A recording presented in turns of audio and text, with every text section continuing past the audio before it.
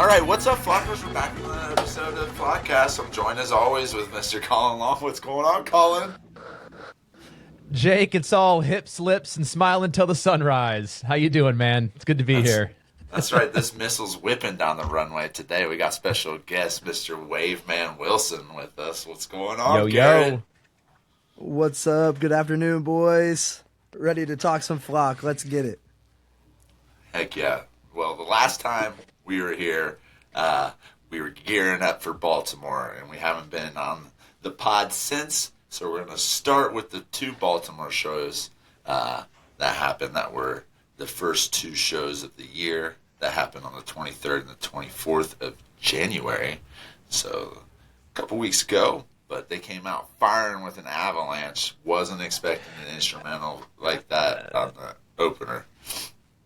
I don't think anybody was expecting it. I think that was the point, though. It's really come out and just catch everyone off with just out of the gates. I mean, they've done a couple instrumental openers now, I think, over the last couple shows. But great way to set the pace for the weekend. You know, I think getting back into Baltimore, you know, also knowing that the 8x10 show, I think at that point had already been pushed.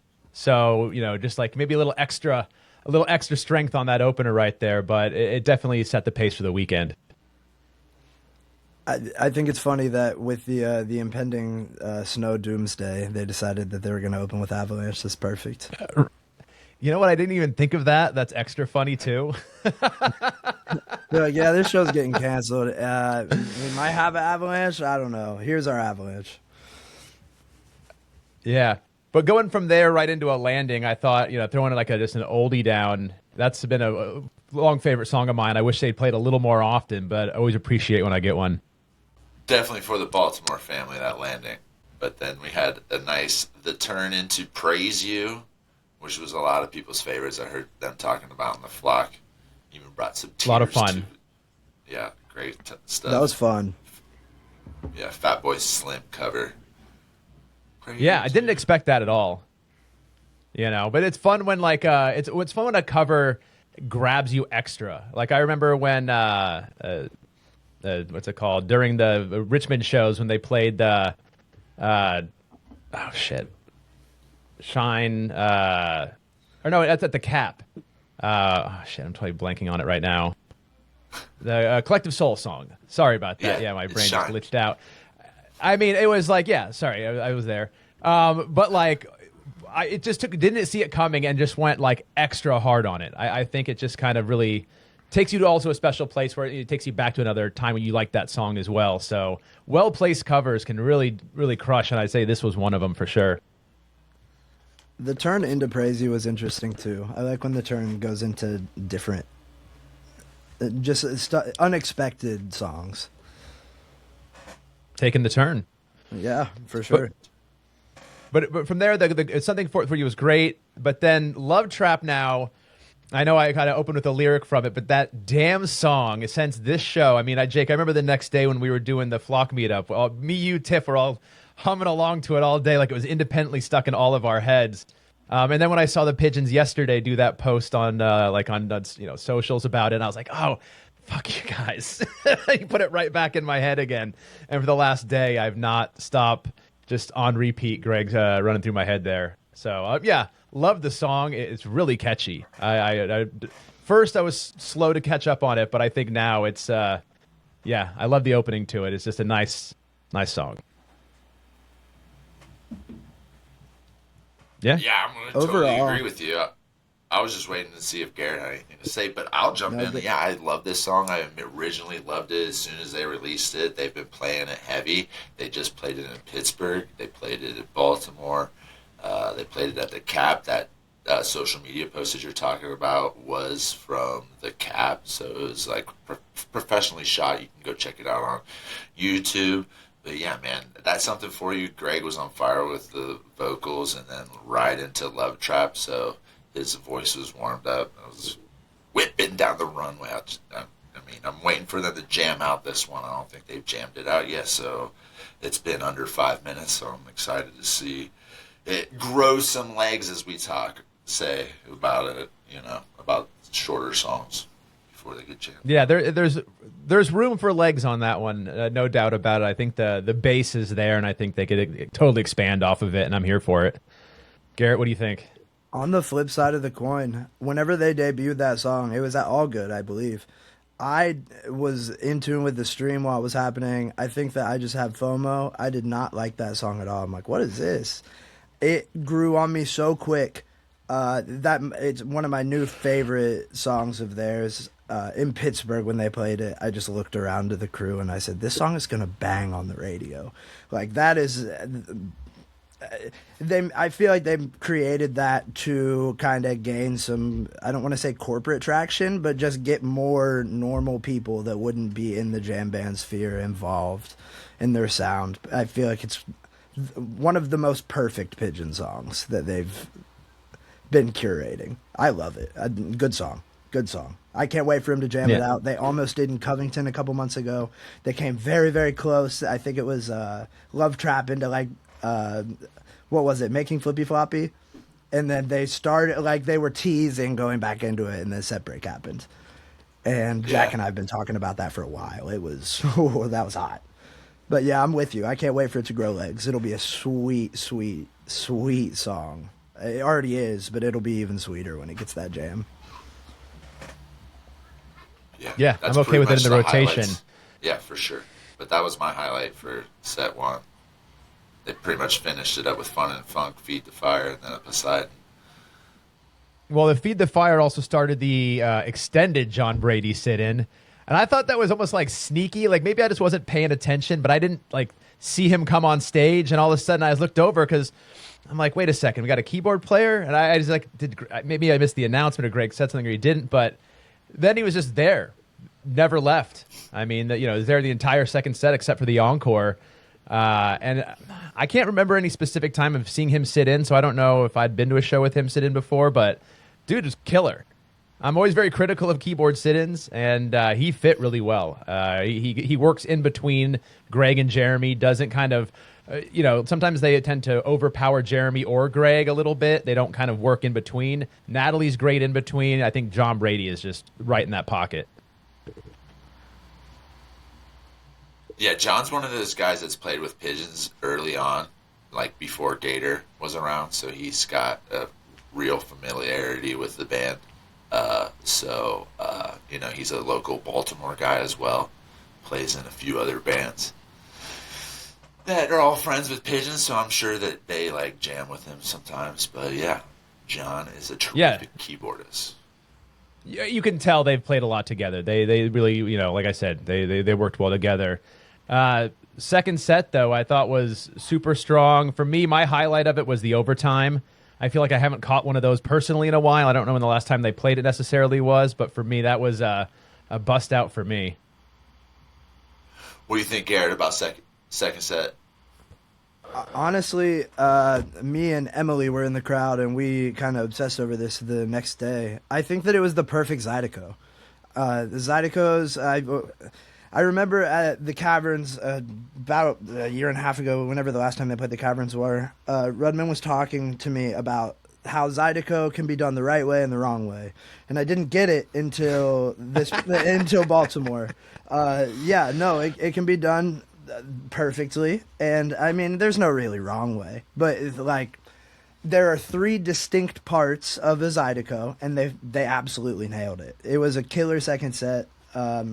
I really liked the Pigs cover as well. I'm super partial to Pink Floyd, and I think while I was in the pit, maybe I posted in the flock that it was better than Pink Floyd, and the next day I got so mixed much reviews. But it's okay. I will stand by my statement there. I think that truly they're doing that music a service, and Jeremy's just one of the main things that band talks about in their jam style or just their musical style is less is more. And I think that Jeremy really, really crushes it whenever he covers Pink Floyd and doesn't try to overplay ever. He does that band a service for sure. That's two of my favorite bands of all time. So yeah, I agree with you. Yeah, well put. Yeah, it was a good Pigs, really good Pigs. For me, my highlight was Space Jam Into the Hop. I love that bass line. Ben got me bopping hard during that, if you couldn't tell. I know, I was jumping around like an idiot second set of this show. So after the hop, I was pretty much pigeon-fied up front there behind Jenny. And then... That's how it be sometimes. Hey, I know, you know. Tiffany said the second night that I look like I'm having so much fun out there without her sometimes when I'm dancing. And I'm like, Tiffany, you know, you don't ever get to see me when I'm with you when we're dancing. You don't realize how stupid I look behind you. You know, you get to watch the band the entire time, and I'm just behind you looking like a fool. So whenever I'm without you, that's what I'm looking like at a pigeon show, enjoying myself no matter what is happening, you know. Oh, hey, buddy. Boulder just popped into the door right there. But yeah, dude, Polaroid, we haven't heard that since Domefest, right? Is that correct? I think so.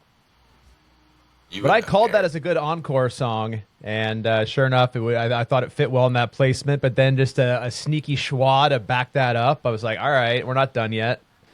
No, and it was a 12-minute one, too, so this was a long encore.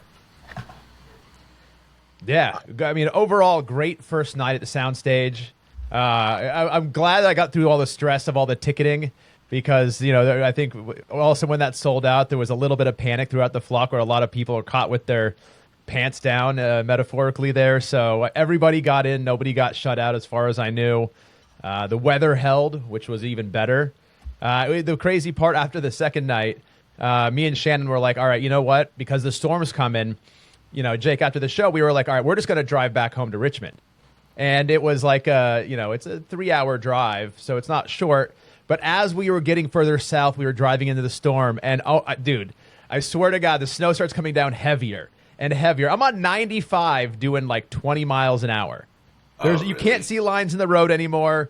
I mean, we're like at one point when you're between DC and Richmond, there's really not a lot between, you know, to pull off, to do stuff. It's kind of just a little no man's land a little bit. And we were thinking, like, do we pull over, get a hotel, or do we just inch it all the way down the highway at 20 miles an hour in my little Hyundai?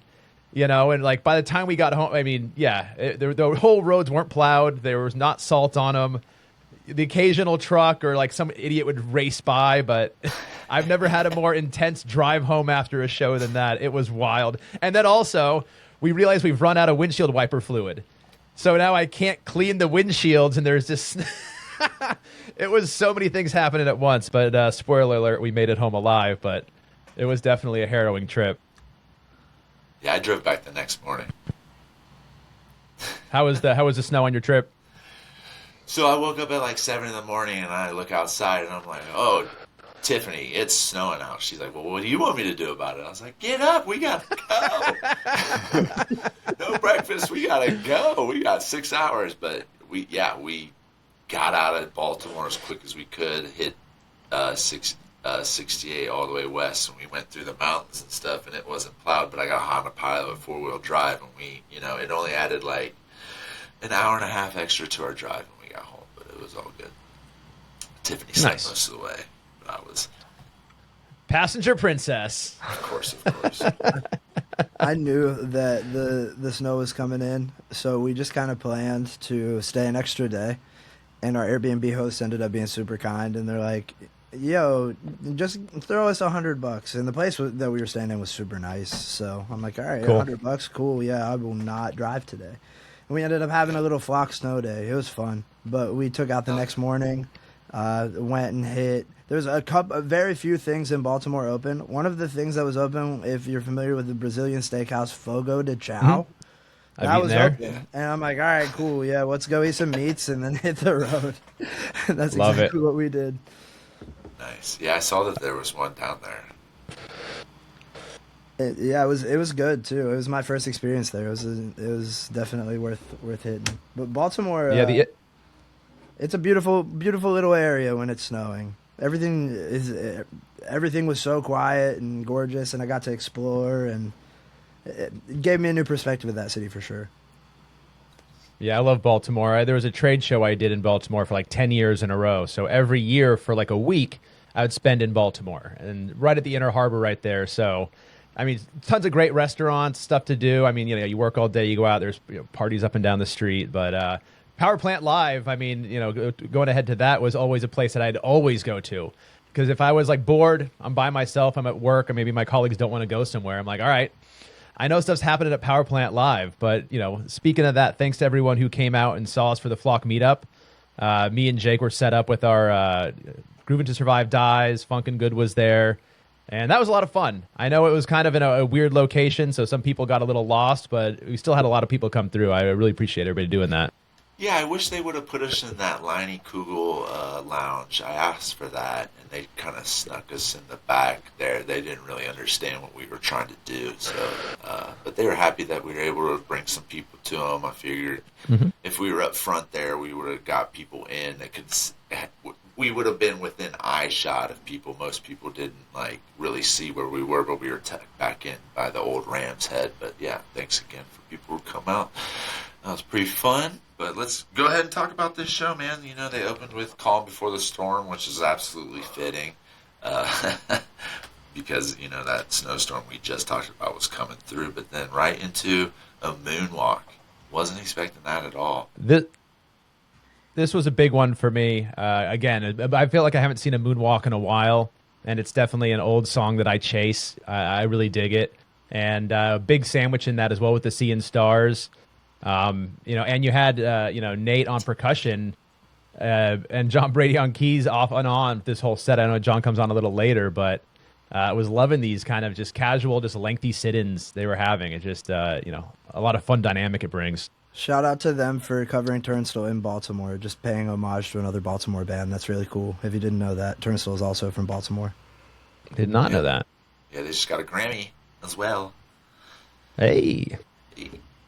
Yeah, that's a good cover. I like that Sea and Stars. But then a nice little moonwalk after that sandwich to a solid Melting Lights. I looked at Jeremy's No, you dad. forgot the My Own Way in there. I did. I just said it was a nice little Oh, did you? Yeah. Into a solid my bad. Melting Lights.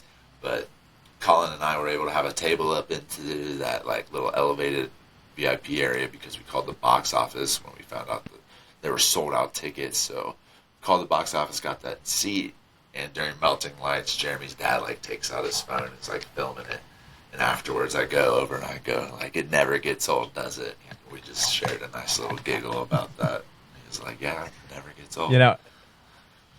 I love that spot we were in. I mean, I almost never want to go anywhere else at that venue but that, because it was such an interesting perspective. And one of the things that was funny on that night was, Ben's, right at the, the side of the stage there, and then sitting right in those first two spots were his mom and dad. Yeah. And it was just it was cute because, they're just watching him with his mom and her eyes are all wide just watching him. She's just, in love watching her son do his thing. And it's the cutest thing. But, as Ben's playing, I can see him out of the corner of his eye, I kind of think of Ben like an owl right now with his eyes, the way he looks around. He's always just very observing everything. But he kept out of the side of his eye watching his mom. But as standing behind her, he kept it was I was in that shot of him looking. So I kept seeing him kind of he's not looking at me, but I'm there as he's looking at his mom. So it was just weird, kind of getting this weird side eye from Ben all night. But it was really cool because during Labyrinth, he just kind of takes a seat on his amp and just kind of sits back there and just relaxes, and he's just watching Gator do his thing. It was so interesting just having the most perspective on Ben I've ever had, just so close to him. Everyone else was kind of, close as well, but it was just all Ben all night with just being literally right on top of him. It was crazy. Yeah, it was fun. During the mine, or maybe it was the Live It Up into Mine, going out of that set, Cece is friends with a couple people in our crew, and she had her mom at that show. And I know Cece, but I did not. I was curious who she was with, and I got to rage some of the Pigeon Show with Ben's mother-in-law, and that was sweet. She is a very, very kind lady. Yeah, they came down there and was raging with you, Brie. It was fun. I know that Huey and Emily they talk to Cece more regularly than I do, but just by association, I see her a fair amount whenever we go places. So it was nice. It was cool, and I thought about it in the perspective of like, man, all their families are here. It was just a beautiful moment, just looking around and like you could see if you know their families, everybody was there, and it was just such a sick 2 shows. I'll get off my tangent. Yeah. No, it's true though. I mean, it's definitely more of a family affair in Baltimore, right? It's not just their family; it's their friends.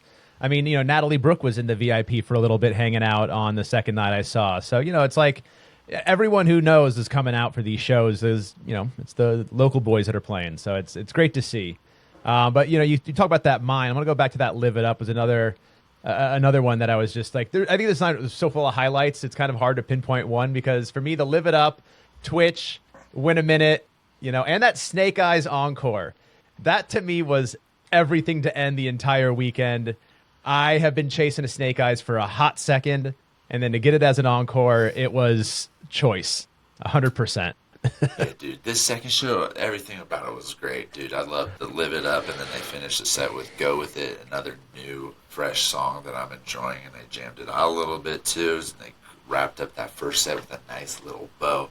Love and Go With It, but the Live It Up had me bouncing, dude. I haven't heard that in a while, dude. I was loving it. Live It Up. And second set, move like that, open it up like that. Never knew you could move like Jack. You know what I'm saying? Yeah.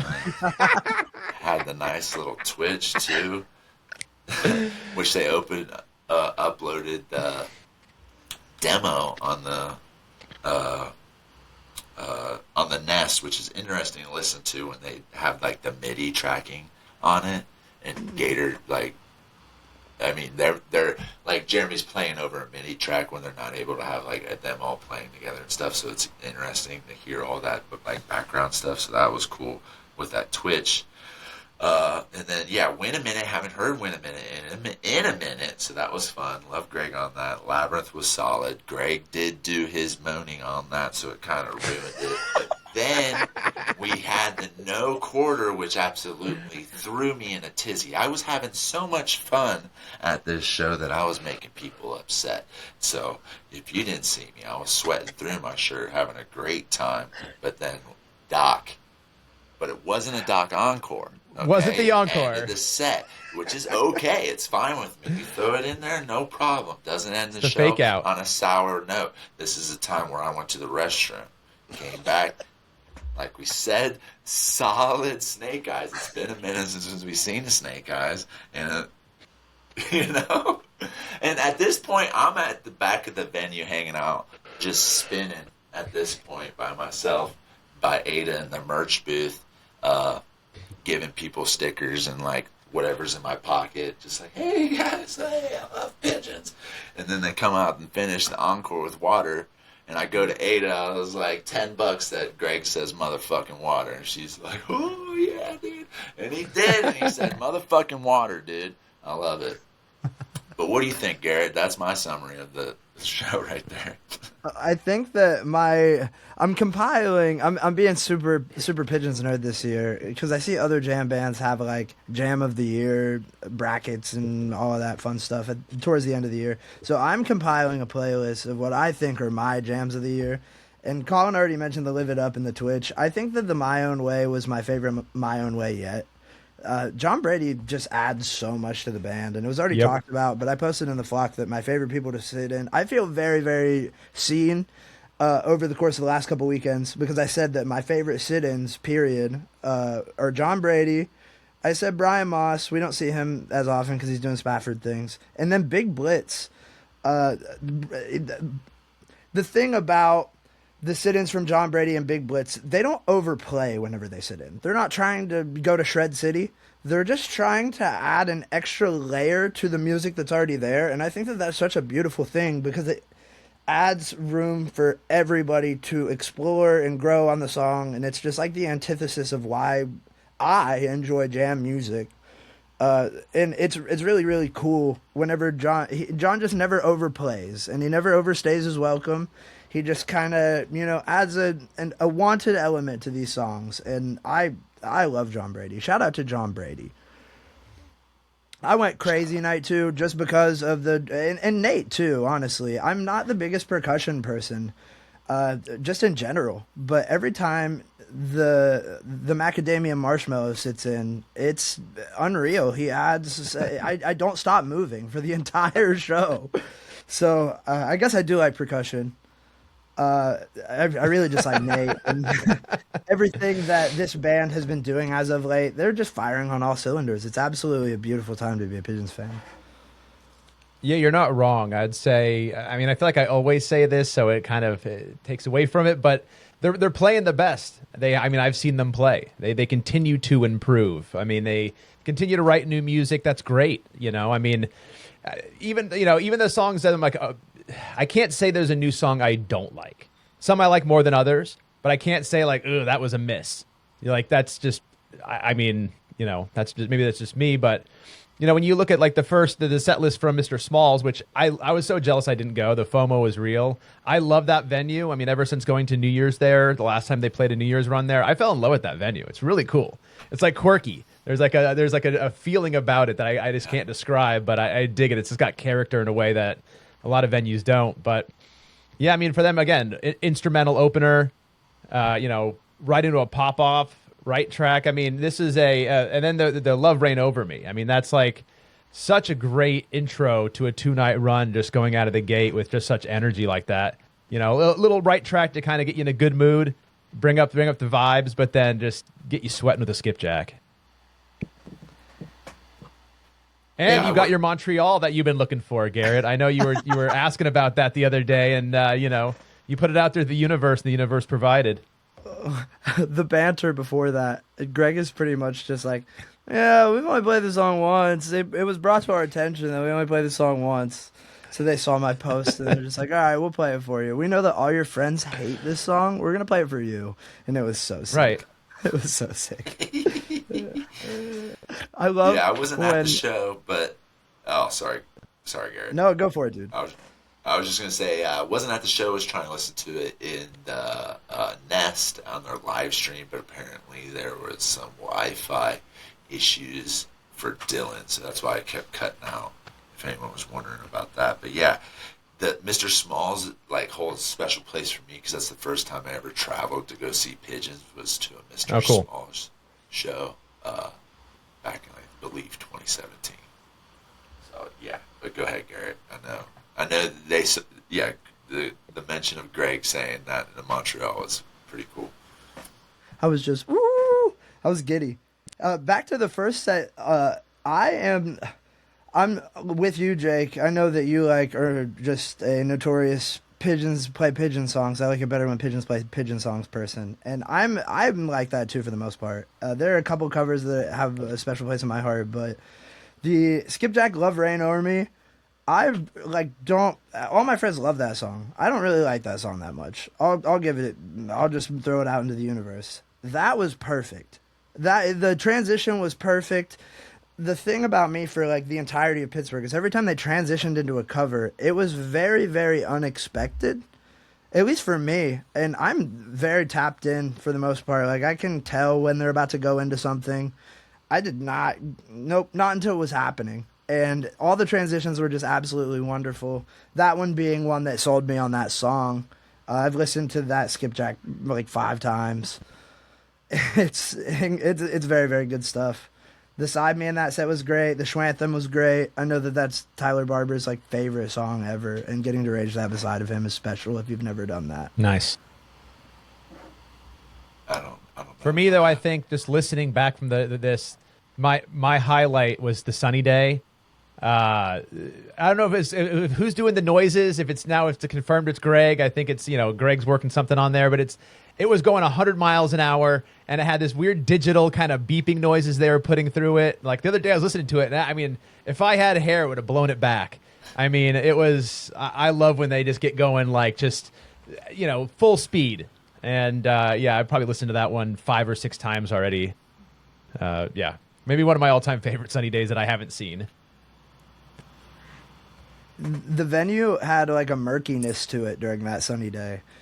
We talk about it whenever Manny goes red light mode. There's just something that happens with the temperature in the venue, and I'm sure it's purely psychological, but your body gets warmer. And I was completely sober for this show. I don't do many of those. Completely sober. The venue got 15 degrees warmer, and I don't know if it was because we were all just like in a murky, like, amoeba puddle like we get or what.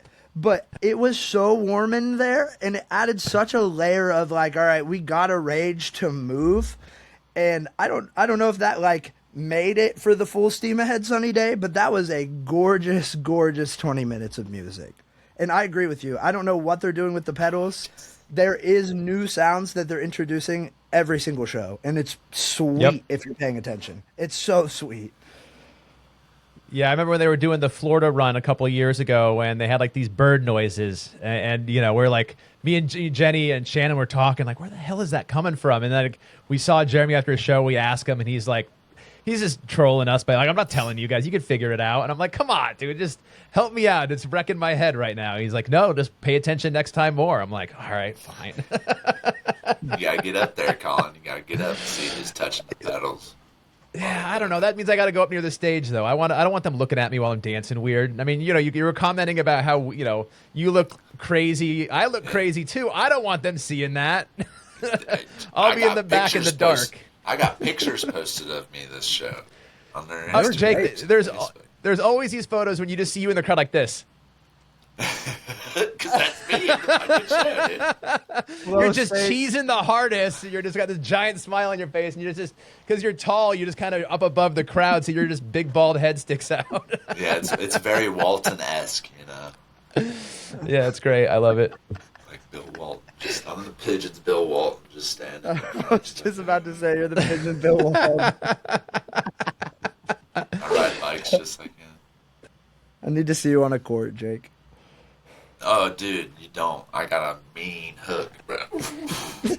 I will definitely bounce pass and chest pass you out the gym, bro. Don't even. I believe it. Sincerely, I believe it. Well, we've had the Pigeons playing ping pong tournament now. Maybe we set up a basketball tournament at the next one there. We can ball it up. The Gus Macker. We have to play with like it has to be Greg, Gator, and Ben on a team against whoever. Just pick three. It'd be like me. I imagine Greg's got some skills. He's a Knicks fan. I can see Greg having some skills. I imagine he's probably fire on the court. Gator too. Gator probably. I don't know. Ben's probably underrated. No, I've seen Ben make some shots. Yeah, Gator before. seems pretty athletic. I mean, I feel like Gator he would be was an like a underrated state basketball star. Champion golfer in high school. well, you know what made me so mad is when I was at the ping pong tournament they did at the Cap. I'm sitting there. I'm in the same room as him for hours, and I don't even think to bring up golf. And as I got driving away, I mean, I used to be a golfer. I mean, there was so much we could talk about with golf, and I'm like, how did I not even remember to bring it up? Yeah, what are you I doing? was so mad at myself. I'm like, damn it. Yeah, Could have had a great conversation about golf with him. The day before he was in Pennsylvania, he was on a golf trip with his dad and brother down in Florida. So he flew back just to Pittsburgh to play these two shows. I'm gonna have to hit him up, be like summer tour, like, all right, dude, we'll go golfing one day before the show. I'll take him out. Do it. Honestly, It would be so embarrassing when he just kicks my ass on the golf course. I'll be like, oh man. I have a homie. Humble. Hell of a story. Right. I got a homie who's a big Pigeons fan and a golf pro. And if you guys have seen like the custom, I think it's a driver that Gator has. It just has all sorts of like Pigeons lore on it. I'll try to find. Kevin gave him to yeah, it. It's the putter. yeah. Kevin's the I'm homies with Kevin. Yeah, Kevin's dude, he's awesome. Dude. He was telling me about it and how he got that made for him. And I'm a golf nerd like he is, so I like. Some people don't know what that is, but I'm like, you have a highly customized Scotty Cameron putter. That's a one of one, and B, it should hold some value. I mean, that's like a cool ass gift that Kevin gave him. I'm like, damn, dude, way to hook it up for the big dog. He loves pigeons. He's one of the most giving people I've met in the community. This man probably has 20 pins on him at any given time to just throw out. It's crazy. Yeah, we were hanging at the Cap shows. He came back and we hung out late night one of the nights, and it was fun. I haven't seen him in a while, so it was good to reconnect. I need to see him. I haven't seen him in like a year. Well, it's funny when we were walking out of the show on the second night. We had been hanging for a while until they're finally like kicking you out. They're like, "Get out, go!" You're like, "All right, fine, 2 more minutes." But then we're like, "All right, we're leaving." So we're going out to the parking lot where the train station is, and then up at a side door, I see Kevin just kind of like come out of this weird basement side door, and I'm like, "Dude, where are you coming out of?" He's like, "Dude, you would never believe it. I was just downstairs with the band. They were giving out Hanukkah presents, and I'm like, what?" And he's like, "Yeah, Gator grabbed me, dragged me down there," and he was like, "It was the wildest thing." I'm like, "Dude, that's crazy. That's awesome. Love it." Yeah, the backstage at there is like in the basement. Yep. Yeah. They were doing some kind of party down there with everybody, so it was, the Festival of Melting Lights celebration for him. So you got to get dragged into it, but sounds like a good time. For sure. But speaking of good times, if we get to the second night, this was to me just looking at the set list. It's like you got 2-second sets. Again, another instrumental opener. World is just one of my all-time favorites to dance to. That song just goes about as hard as you can go in a Pigeon song. Into Bad for You, then something for... I mean, that first set, then it ended with the Sukasa.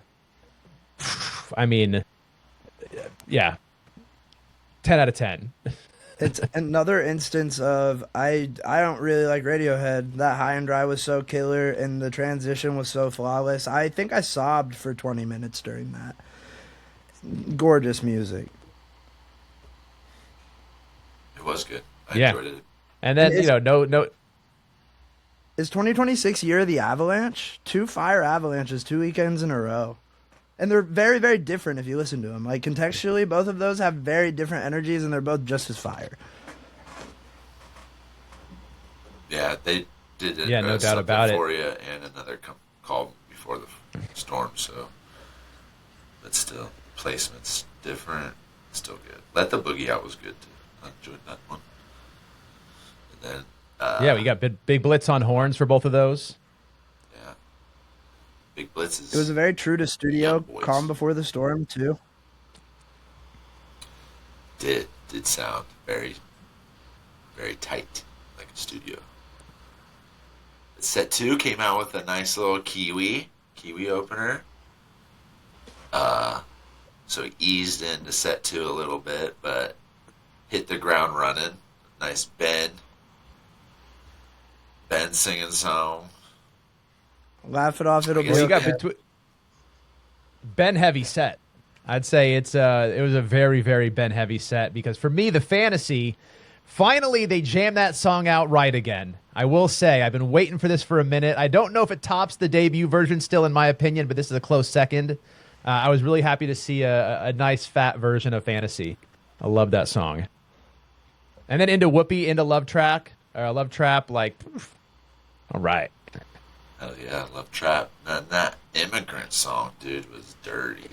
They ended up getting a little heavy towards the end of this set. That whole Fun and Funk Immigrant song was heavy. After Love I tried. Trap. We had space during the second set in the little pocket. I think we were probably like 4 or 5 rows back, dead center, which never happens for all of us. Because if you've ever seen me at a show, we roll pretty deep. There are like 30-ish of us at any given time. I started running around, and I tried to start a hippie mosh pit. It was so heavy. And it was the perfect time. I think that they were kind of like encouraging it to an extent. One of these days, we will have a very kind mosh pit. We're not going to throw elbows. We're not going to break anybody's nose. But we do want to, push each other around just a little. Just a little bit. I vote for Dome Fest. I'm there. We have the space. I think we have the room at Dome Fest to do it. We can set a designated area where, hey, we'll be over here during this song. I'm in. We should actually do that. Yeah, I'm here for it. Yeah, when Miyagi, maybe I could vote for that potentially. Maybe we make a list of a couple songs, and as soon as we hear it, we know meet at this spot. Yep, it's going to get aggressive. Going back to the beginning of set 2, they did something super interesting to start the Kiwi, and it's not like a banter. You can listen to it if you just press Kiwi on night 2 of Mr. Smalls. It's almost like a pipe organ effect. I think it's Greg. it was the most commanding sound I've ever heard to start a pigeon set. I've never heard the flock just so collectively. Occasionally you go to a show and it's a lot of chompers. I've never seen, like, especially post-set break, like just trying to corral everybody and get everybody tapped in again. Anyway, whatever sounds they were making for, I think it's the first minute of that Kiwi, astounding. You could hear a pin drop in that venue for pigeons. I've never, ever experienced anything like that at a pigeon show. And I said, oh, yeah, this is going to be all time. Yep. And it was. It was pretty chill. Like, most of the times if you're, like, recording a video, you'll just hear people chomping in the background and stuff. And, like, you're right. I didn't notice any of that. It was all pretty courteous crowd and stuff the entire time. Everyone was chill there for the music. So that was for sure. Good point. It was nice. Yeah. It was my favorite Kiwi to date just because of that organ sound effect that starts it. I think that they should use that more. I know they're going to, but it's been coming out a lot more. But just to start a set like that, that's like, it's just like authoritative in a way. Like, yo, we're back. Get ready. There's no keys on stage. We sound like this. Get ready. Hell yeah. But yeah, they wrapped up the show with a nice Yo Soy Fiesta. Hi, hi, hi. I love it. I hated that there was a gap with that song. That was my first debut I ever saw the Pigeons play, so it's always got like a special place in my heart. Going back to your comment earlier, though, about Ram's Head changing its name to, what is it called? Nevermore? Stupidest change. The Ram Head was an awesome name. When I saw that the other day when we were doing our meetup, I was like, wait, it's a terrible name. I get it. It's a Raven. It's Baltimore. You know, I understand that. But I thought Ram's Head was a pretty tight name. No need to change it. Sorry, I had to share that. It was bothering me. Yeah, I agree. But yeah, I'd love to see a good Yo Soy. I think it was an all-time troll. Everybody in our crew was begging for a sports theme because pre-Super Bowl, Tyler Barber's the biggest Seahawks fan I know. I know that sounds so weird. Oh, wow. From West Virginia. Nice. Yeah, he like dogs himself to watch Seahawks games out of network. It's crazy. But he was like, sports theme. Yeah, get me hyped up for the Super Bowl tomorrow. And they played Yo Soy Fiesta. And I'm just looking around and like knowing it was like a layered troll because Gator, being from New England, is like a Patriots fan.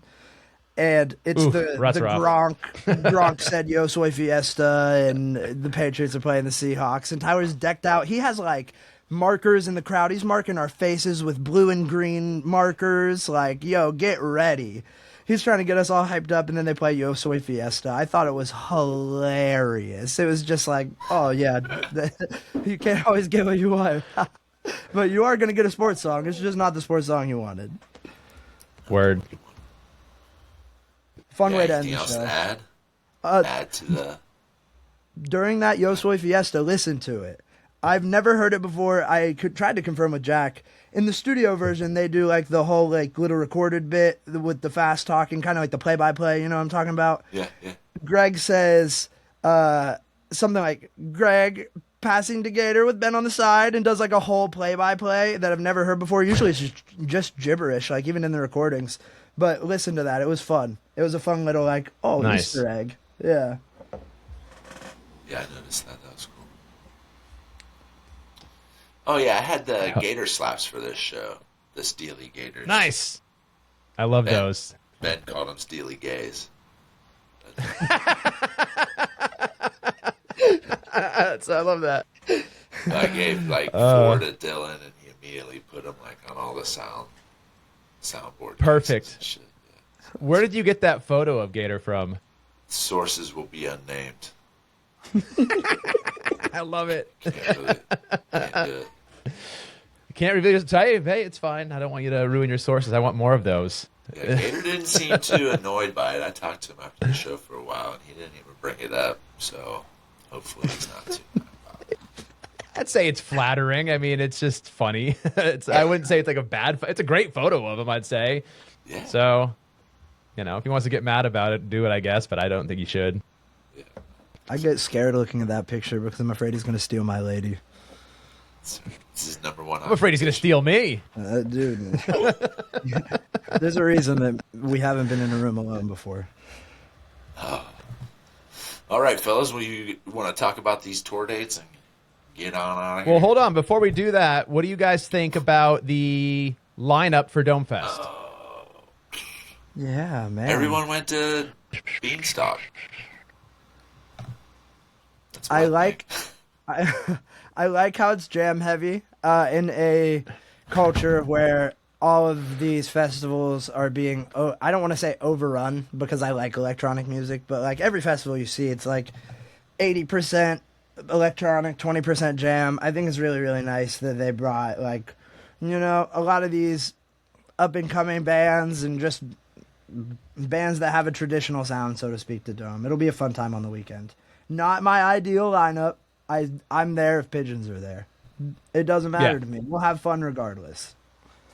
It's kind of where I was at. Because someone has asked me the other day, like, "Oh, are you worried about the lineup?" I was like, "Are Pigeons going to play every night?"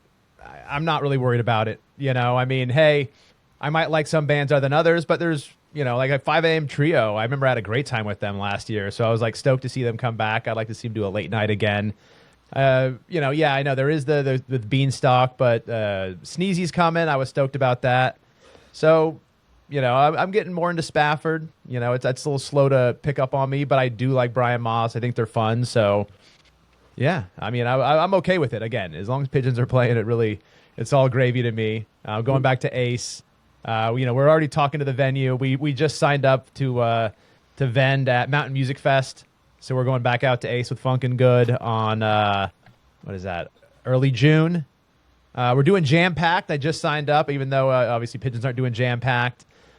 We got another festival, Dome Fest. We've submitted, but we're already talking with the venue. So I think at this point it's we're pretty locked. Doing a bigger setup this year. We're going to do a 20-foot booth.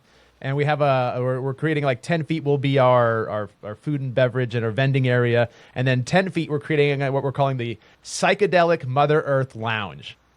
So it's just going to be just a chill spot. Anybody can come. You don't have to buy anything if you want to just kind of chill and vibe out. But it's going to be just, if you can visualize that. We're trying to create it right now, but it'll be a very psychedelic Mother Nature, earth tone shown type of vibe. So we're really excited about it. I like Did that. you get your spot? I mean, at this point, we've submitted our application, but we're working with the people from the facility that from Ace already on Mountain Music, so we're already talking to them about both. So it's a matter of the process still, but I feel like we'll be fine. Shout out to you, boys. But we'll probably still be in the same area, though. We'll be in the same area, although I wanted to be back where you were. I understand I don't know if you remember where Johnny Wontons was. That's kind of the spot I think we'll try to take. As I've discovered that the Dots Dies is like a permanent, semi-permanent type of thing. They do everything there. So that's where I wanted. Found out I probably won't get that real estate, but fine, understood. But yeah, when you're walking down that kind of that pathway, you'll walk right into us this time versus us being on the side. So great visibility spot. Shannon's been working hard kind of designing, how we get vines and trees, a backdrop. It's just going to be very, very earthy, and we got some cool psychedelic lights for it. So we're super excited. I can't wait to get back to Dome Fest. And we're going to do a first trial at Mountain Music, and then again at Jam Packed. And then, we've already submitted for Ramble as well. So if everything goes well, we'll have at least those festivals this year on our calendar. So it's going to be 2026 is looking up. I just got to say that. I'm pretty excited about what's on the way. Solid. I'm so excited for what's to come. Yeah, I'm not doing any festivals this year besides Dome Fest. The only thing I care about at Dome Fest is if there's Pigeons. And there is. Spoiler alert. A lot of them. That's all I'm going for. That's all I'm going Exactly. for. I'm not doing any other festivals. I'm not working any more festivals. So just this one. That's it. About to go see Well, what do we Sound got Tribe. going on? What? Oh, going to Sound Tribe? Yeah. Where are they playing? Pittsburgh, the Roxy. Ooh. Hell yeah. That was the first jam band show I ever went to in my life. It was the Solana Beach at the Belly Up Tavern. I was 20 years old with a fake ID. It was an amazing night. Amazing night. We got a flat tire on the way home. I had to walk down 95, tripping face as cars are just coming by you at 90 miles an hour. It was wild end of the night, but we all survived. It was fun, but that was my first experience into this this jam type world we're in right now, and it was a good way to start. I love Soundtribe. I've been seeing them in a while.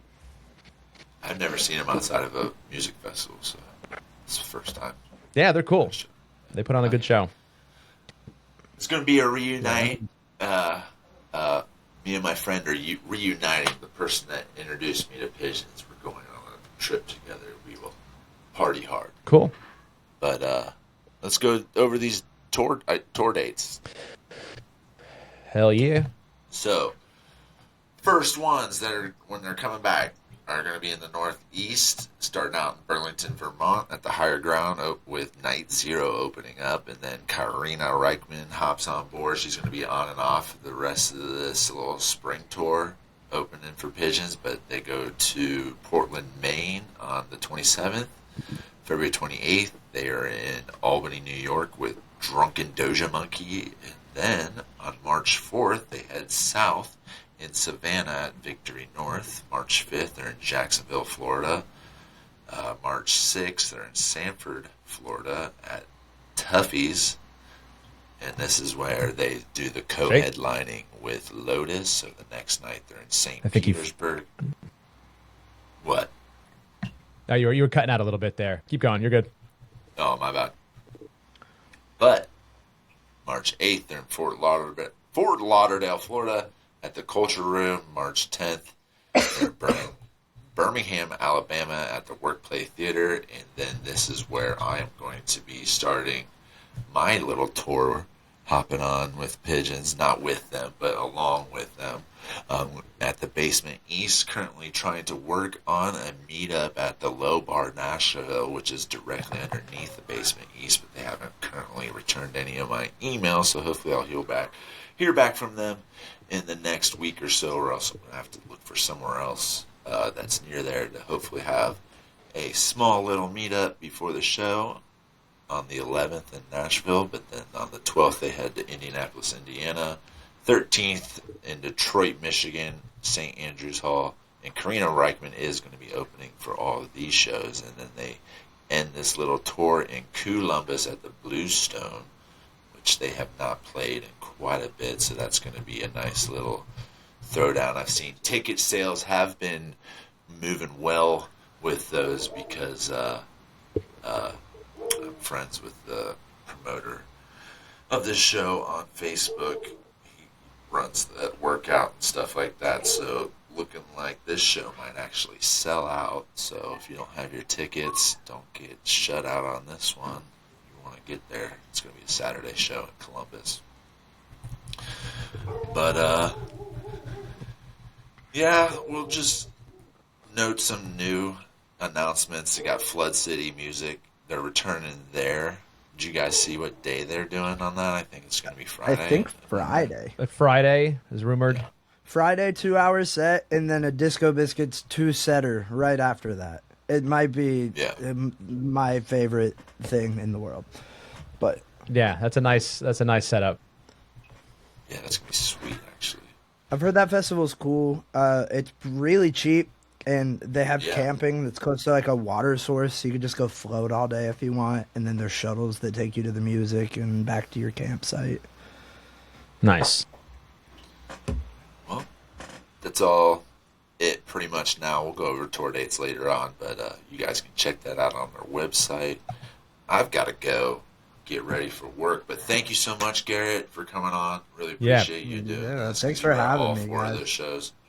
Yeah, for sure, brother. Thank you guys for also creating a nice little sense of community that we have here. It's felt and seen, and the flock loves it. We're growing daily. It's sick. So thank you guys for all the hard work you put in to make this what it is, because it wouldn't be what it is without all of us. So you guys put in 100%. Thank you. Cool. All right, buddy. Well, we love you, Garrett. We'll see you next time. Love you, boys. Shout out to the flock.